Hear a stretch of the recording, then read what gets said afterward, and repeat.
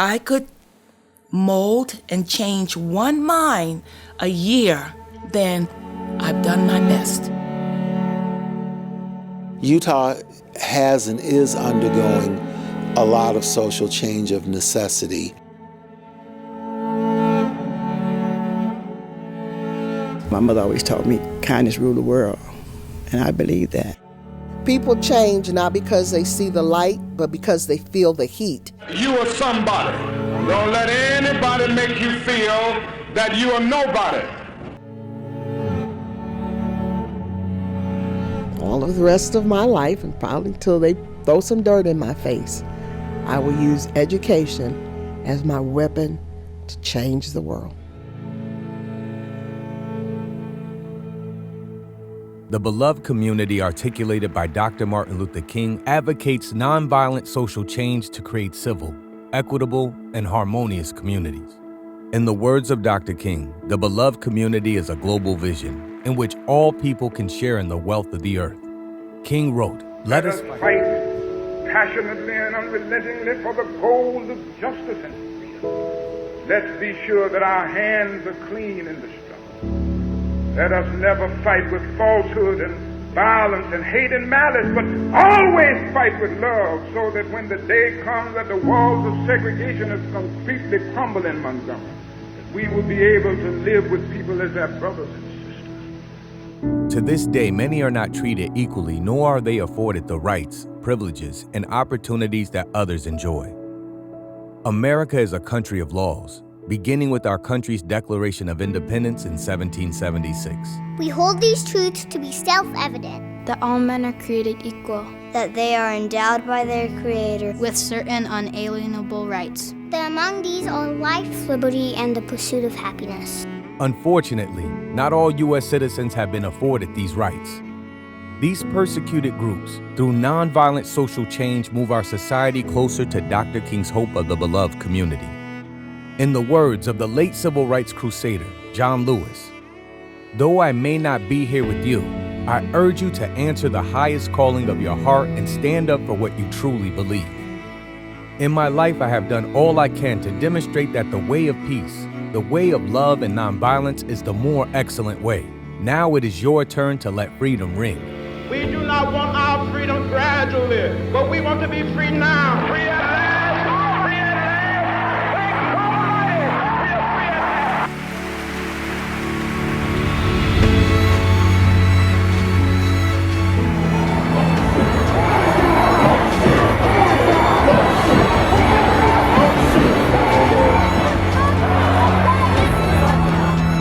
Here in our own community, there are individuals who have seen injustice and found ways to affect change.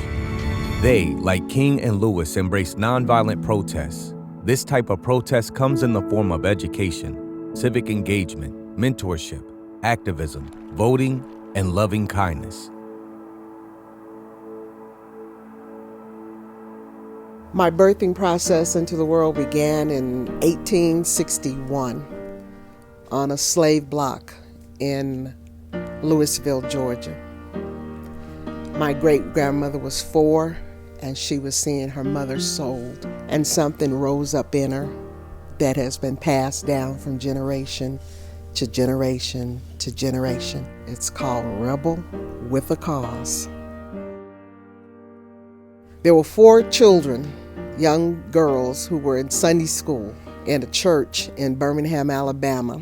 And some white racists bombed the church and killed the 4 little girls. At the time that they were killed, I was 13, so I was shook. In October of that same year was the first time someone ever called me nigger. And I broke his nose. We came back to the States when I was 15 to Great Falls, Montana, to a military base. I am walking home from Girl Scout meeting, and as I got to the end of the fence, green truck passed, and I went down. 3 days later, I woke up.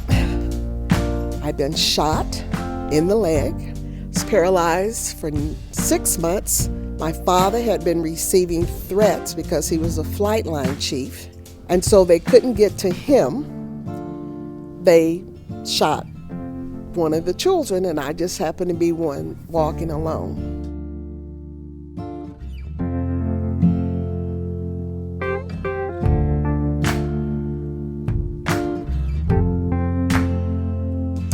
My name is Daisy Eason. I was born in Brookhaven, Mississippi. One of 4 daughters to Mary Louise Durrell. I graduated 12th grade, got married, moved to Utah, and I wanted to work because I was used to working. So I picked cherries. They wanted cherry pickers. I picked cherries. I picked apricots. I picked sugar beets. She's been in Utah, I would say longer than I'm old, so more than 50 years. She was the first woman, African-American mechanic at Hill Air Force Base. I had 11 children, 10 daughters and 1 son. They all went to school here in Utah. And I just taught them how to love, because love conquers all, But it wasn't easy. I was born and reared in Georgia, just outside of Augusta, Georgia, during the days of Separate But Equal. I grew up in those all African-American schools, went through elementary, high school, and even my first college experience at schools that were all African-American. So I went to college at Tuskegee, and there had the opportunity to meet all sorts of people who were working for social change. I had been working all summer in Asbury Park, New Jersey, was on my way back to Georgia, on to college, and when I got to Washington, D.C., discovered all of these buses and trucks and cars and people galore that were there, and I asked my sister who lived there, what's going on? And she said, well, don't you know Dr. King and the marches on Washington are here. Later on, I met Dr. King one-on-one as a student at Tuskegee, interviewed him as a part of my assignment as my college newspaper, and then was a part of the march from Selma to Montgomery. How long? Not long.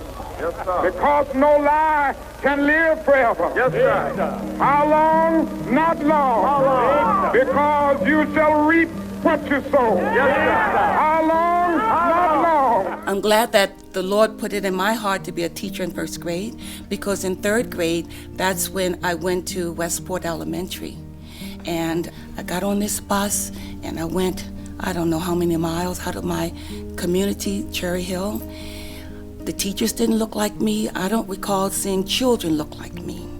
And I later on remembered that if you weren't smart or pretty, you were shunned.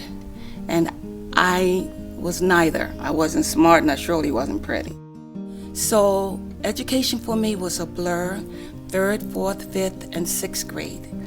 Every day I'd get on that bus, go back home, and I would get my affirmation, who I was, from my family. It was so bad with my education that 6th grade, according to their system, I failed. My oldest daughter was going to high school, and she came home and threw the books on the bed because she was so upset. Her counselor said, "You're not college material, and you will never make it through college. You might as well take a trade." So the next morning, I didn't go to work. I didn't tell her what I was going to do. I went to the school and said, "How dare you tell my daughter that she cannot be a teacher?" She wanted to be a teacher. She said, "I just want to be a school teacher, Mama." I said, "How dare you tell my daughter that? You're supposed to encourage students, not tear them down, She apologized to my daughter. I got into junior college, met my husband, came to Utah, landed on planet Utah in '72. My first experience, Crestville Elementary. I was the first black teacher in this school, and everything was great, Monday, Tuesday, Wednesday. Come Thursday, I opened the outer doors and I hear someone says in the back of me, "Mrs. Beard, he called you a nigger." So I go to what I call my mentor, and we're in the lunchroom. I'm standing beside her and I'm saying to her, my heart is heavy. I'm hearing this word, it's just buzzing all through the school. And she looks at me and she says, "Oh, growing up, that's all I knew to call you was a bunch of niggers." So here's a professional downing me that I had to go to the same channels, procedures as she had to do to get her position. I came to Utah, really not going to work at all. I was going to write a book. But I decided maybe I need to go down to the Utah State Office of Education and just see what I need to do to get my administrative certificate here. And I go down, find the office, and I go in and said, I looked it up online. I see teacher, but I don't want to teach. I've spent 17 years in the classroom. I've spent 20 years in administration. I want to go into administration. She kept going over and over about what you need to get a teaching certificate. And I kept saying, well, I'll do that. I won't be happy. But in addition to that, what do I need for an administrative certification? And finally, she looks me dead in the eye and says, in Utah, you may possibly get a teaching job, but I don't think you're going to get an administrator's job.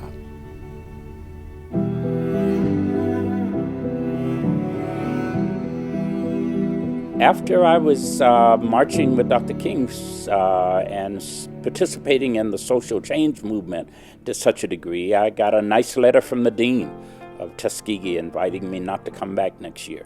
So they kicked me out of school. And if you got kicked out of school and were African American back in the middle 1960s, you also are guaranteed to get a second letter from Uncle Sam. And the day I got my notice, my draft notice, I enlisted in the Air Force. I was an aircraft mechanic and spent those years keeping a fighter aircraft in the air. When I got out of the military 4 years later, I decided to go back to school. When I was graduating in 1972, I was recruited by the University of Utah to come to Salt Lake City to teach. The university had rented for me an apartment, and I had paid a deposit and had a telephone installed, only to discover that the landlord would not allow me to move into the apartment. I'm not sure why. I think it might have had something to do with skin color. I can't prove that. So the first problem that I discovered here in Utah was that there was no fair housing legislation on the book. So while going to school and working at the university, I got involved in the community, and we got a fair housing bill passed in the Utah State Legislature. I started there, took $4 million to increase the number of ethnic minorities and underrepresented groups, i.e. girls, in advanced placement classes. I then got promoted to coordinator, first and only African American in the State Office of Education to reach that position. And I worked there for a while, and then I decided to write that book. So at the time, Davis County wanted a multi-purpose committee, and they wanted me to spearhead it. It was all these teachers of color, and I said, we all got a story to tell. So I told about this, I had to take math 3 times because I was determined to be a teacher. So there was this young African-American lady sitting next to me. And so I look at this young lady, and she's looking at me, and tears are in her eyes. So I said, oh Lord, what's going on, So we all looking at her. So she said, I have a story to tell. I attended Crestview Elementary School, and it was a long time ago. And my experience, when I opened up a textbook, I didn't see faces that looked like my own. The one brown faces that I saw, those faces were in chains. And each and every day when I got up and got ready for school, I almost felt like I was stepping into a ring, a boxing match. Because when I went to school, I was teased and picked on because of the color of my skin. So I thought for sure, there's not going to be much to my life. I'm not going to find a husband. I'm not going to be able to have children. And, a job. What kind of job am I going to have? I often wondered, but things changed. In 3rd grade, we had a new teacher that came to Crestview Elementary. And when I saw her, I fixed my eyes on her and knew that I wanted to become a teacher one day, because her presence gave me hope and a sense of safety and security, and I had something to aspire to. I knew I wanted to make a difference, just like she made a difference for me. So I am a teacher today because of you. You must find ways to engage with the values of the beloved community. Hope is part of nonviolent protest. You must want and hope for a better world and be willing to sacrifice for it. You must keep hope alive. My hope is that the young people will pick up the banner. I'm old. I'm moving off the scene. All I can do is send you money, okay? And I can march about a mile, and then I'm gonna have to sit down, and y'all go on, okay? But they're picking up the banner that when something's wrong, you gotta not only speak out, but you gotta step out.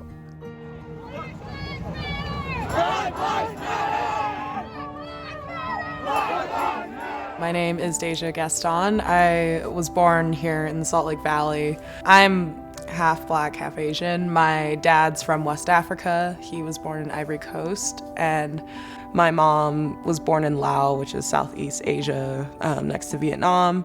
I have been involved with a lot of different protests and educational forums, speak out events that were directly correlated with LGBTQ plus movements, climate change movements, the Women's March that we do here in Salt Lake. And now it's the fall 2020, and the past few months have been very much so the perfect storm. This is not a riot, this is an uprising. Seeing videos again of people who are of a darker complexion, people that have my complexion, have like no chance of essentially seeing the next day because a cop is sitting on someone's neck, or someone's getting shot in the back how many times over. And this is happening here in Salt Lake, and that's why we're on the streets every single day marching and protesting for Black Lives Matter or literally any other injustice. You must find ways to engage with the values of the beloved community. Hope is part of nonviolent protest. You must want and hope for a better world and be willing to sacrifice for it. You must keep hope alive. One of my friends, she said something really mean to me and it hurt my feelings. She said, "I don't like playing with people with brown skin. I only like to play with people with white skin. I don't like to play with you because you have black hair. I'm a beautiful girl. I love the way I look. And it feels good to have black skin. I love myself."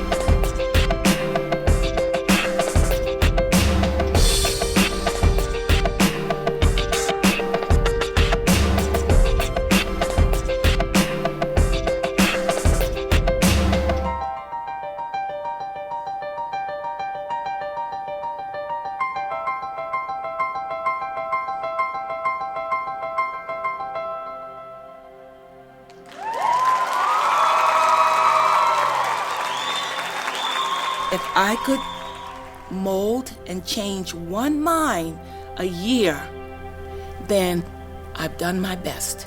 And this will be the day when all all of God's children will be able to sing with new meaning, my country, 'tis of thee, sweet land of liberty, of thee I sing. My biggest hope for change in the future is that people begin to respect each other and to respect that there are differences and that those differences need to be respected and honored as much as possible for the common good. Now, with hope comes education, of course. It demands that people are thoroughly prepared so that they are then ready to, as the ground swells, make the upwardly mobile move. If I were to tell some kid who was curious about how to participate in any way that they could with any of these issues, regardless of it being racial, environmental, economic, social, all of these together, I would tell them that it doesn't matter how much you give, it's just the fact of you giving something.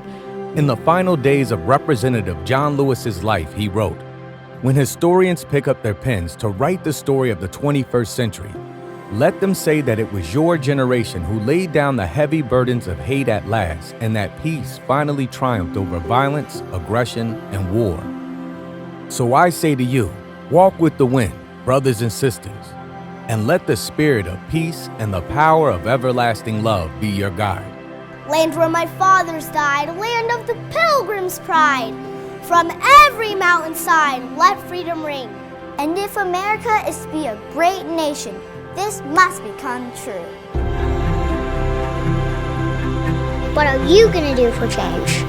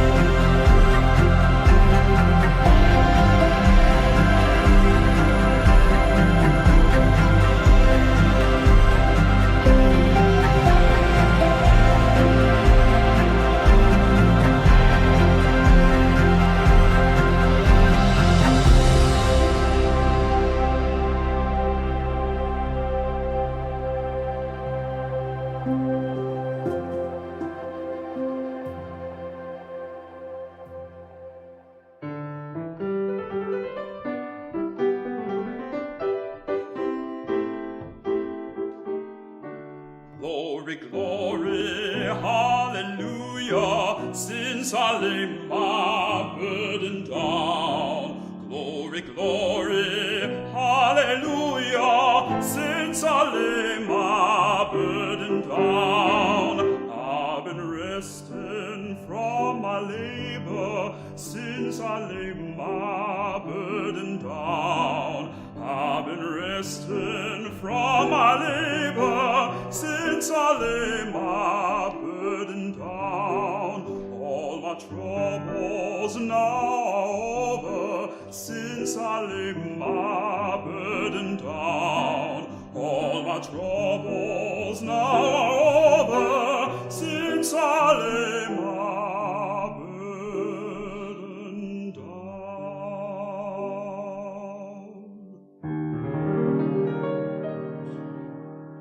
Lord, I'm feeling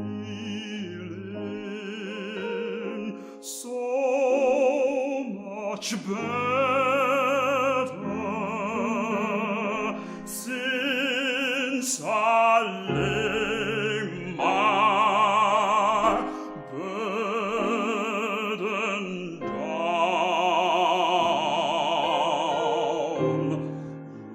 Lord, I'm feeling so much better since I